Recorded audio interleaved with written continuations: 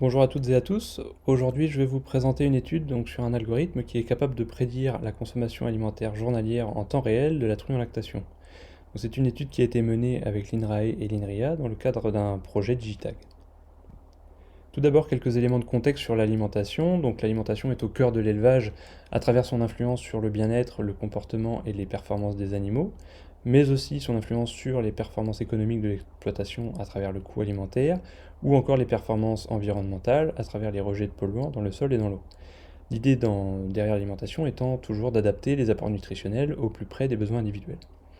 Dans le même temps, on a différents capteurs qui apparaissent aujourd'hui qui nous permettent de collecter davantage de données en élevage, des données qui sont à la fois plus nombreuses mais aussi plus hétérogènes. Et on a de nouvelles pratiques d'alimentation qui s'appuient sur toutes ces données pour à la fois individualiser mais aussi faire évoluer au cours du temps les apports nutritionnels. Donc dans l'idée d'apporter une juste quantité de nutriments au bon moment. L'enjeu de l'alimentation de précision, c'est d'améliorer la durabilité des élevages, à la fois en utilisant mieux les ressources alimentaires, mais aussi en utilisant toutes ces nouvelles technologies. Maintenant, si l'on se concentre un peu plus sur l'alimentation de précision chez la truie en lactation, on a mis en évidence à travers de précédentes études que les besoins nutritionnels étaient très élevés durant la phase de lactation, qu'ils étaient fortement variables entre les truies et aussi au cours du temps, et que ces besoins nutritionnels étaient fortement influencés par l'appétit des truies et leur production laitière. Donc l'appétit des truies qui fait l'objet de cette présentation. Là, sur ce graphique en bas à droite, à gauche, vous avez la consommation en fonction du jour de lactation, et donc vous voyez sur toute cette période, on a une augmentation de la consommation, mais aussi une variabilité qui est de plus en plus forte. Donc on a ici un trait qui est complexe, variable, et qu'il est nécessaire de prédire pour ajuster par exemple la composition de la ration dans le cadre de l'alimentation de précision. Les études précédentes ont mis en avant l'effet de certains facteurs, comme par exemple la température sur la consommation des truies, mais on n'a aucun modèle aujourd'hui qui est capable d'assembler toutes ces connaissances pour produire un modèle de prédiction de la consommation individuelle et journalière. Donc ça va être notre objectif ici de proposer une méthode qui va prédire cette consommation individuelle et journalière.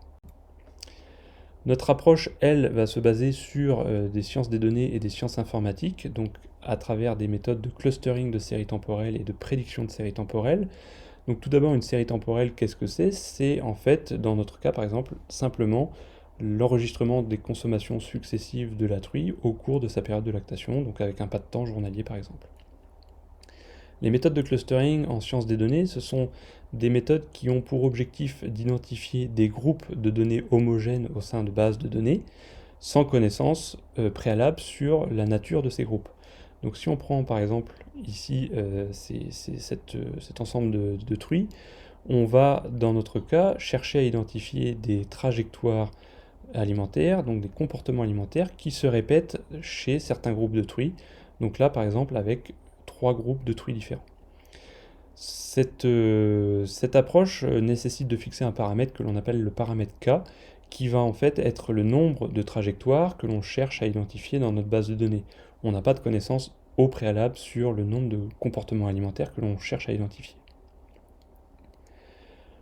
Notre approche fonctionne par une mise en œuvre de ces techniques de clustering à travers un apprentissage hors ligne. Donc pour ça, on utilise une grande base de données historique acquise sur un troupeau, et on identifie donc à travers ces techniques d'apprentissage par clustering différents prototypes qui correspondent chacun à un comportement alimentaire au sein de notre troupeau. On utilise ensuite ces prototypes dans une phase de prédiction réalisée en ligne, c'est-à-dire au même moment que la lactation a lieu.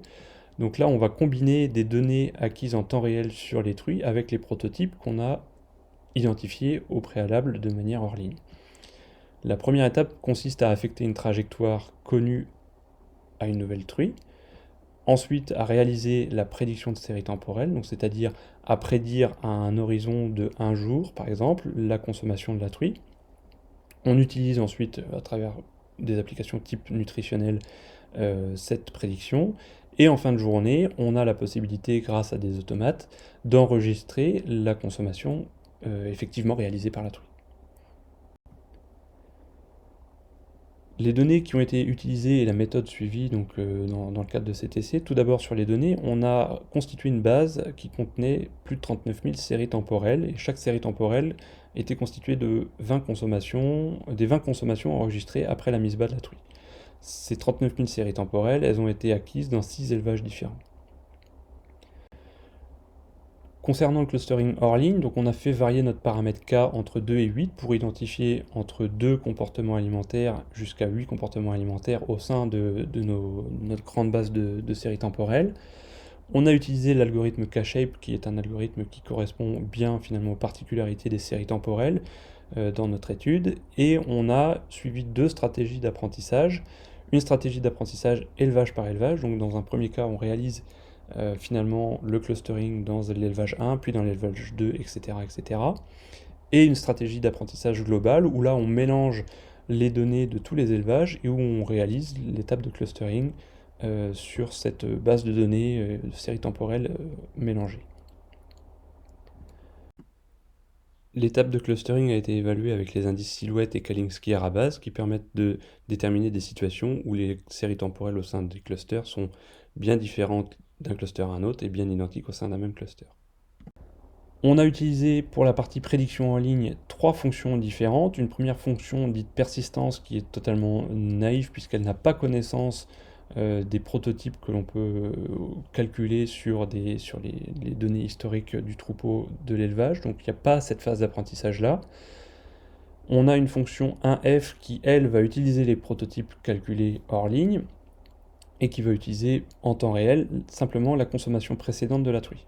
Et on a une fonction 2f qui, elle, va de la même manière utiliser les prototypes acquis et appris hors ligne et qui va combiner ces prototypes-là avec les deux consommations précédentes de la truie acquises en temps réel. Finalement, la prédiction, donc la qualité de la prédiction peut être évaluée à travers différents indicateurs. On a retenu une erreur moyenne par truie, une erreur moyenne par jour, et des erreurs de type quadratique moyenne par truie et également par jour. Tout d'abord, donc voici les résultats de la phase d'apprentissage non supervisé de clustering. Donc on a, avec l'indice silhouette, obtenu des clusters qui étaient les plus homogènes pour la valeur de k égale 2, donc k varie entre 0,16 et 0,22, ce qui indique une plutôt bonne séparation des séries temporelles au sein de notre base de données. Et cette valeur de k égale 2 a été confirmée par l'utilisation du deuxième indice, qui donnait également les meilleures valeurs pour k égale 2.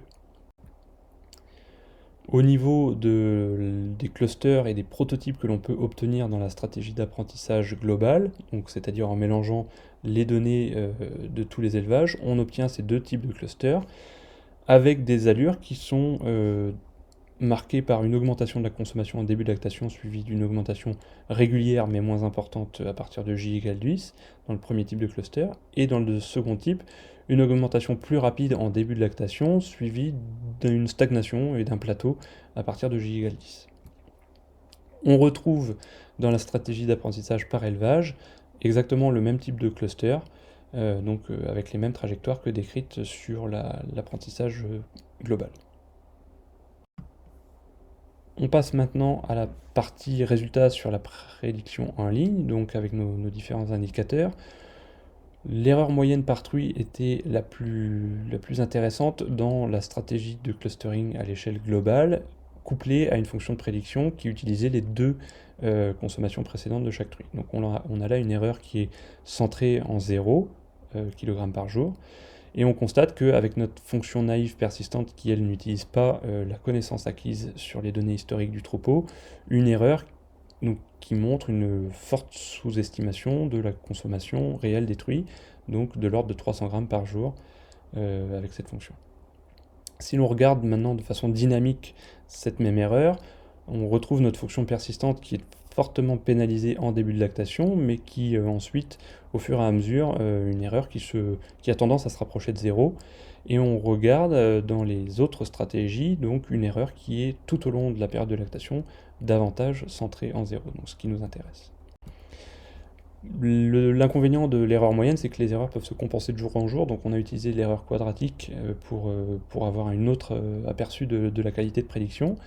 Et donc là, la méthode qui ressortait le mieux, avec une erreur la plus faible, cette fois-ci, Donc c'est la méthode avec un clustering ferme par ferme et associé à une fonction de prédiction qui utilise les deux consommations précédentes de la truie au moment de la prédiction. On avait là une erreur de 1,06 kg par jour, et la méthode persistante, à titre de comparaison, présentait une erreur quadratique moyenne plus élevée de l'ordre de 1,21 kg par jour. Si l'on regarde maintenant cette erreur au cours du temps, cette erreur en pourcentage de la consommation réelle à prédire au cours du temps, on constate que nos méthodes qui sont basées sur les prototypes et les clusters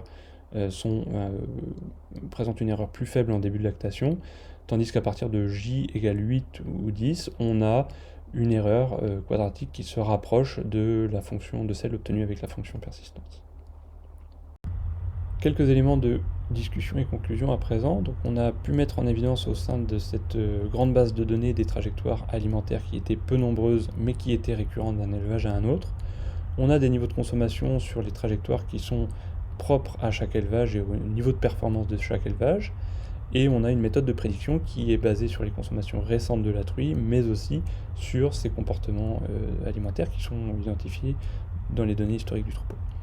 Enfin, on a une variabilité de la consommation journalière qui reste élevée, qui peut présenter un phénomène régulier et ou aléatoire et qui pourrait faire l'objet de prochaines études pour améliorer la méthode de prédiction.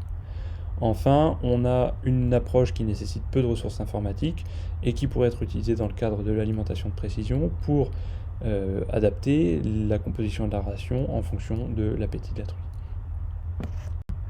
Je vous remercie de votre attention.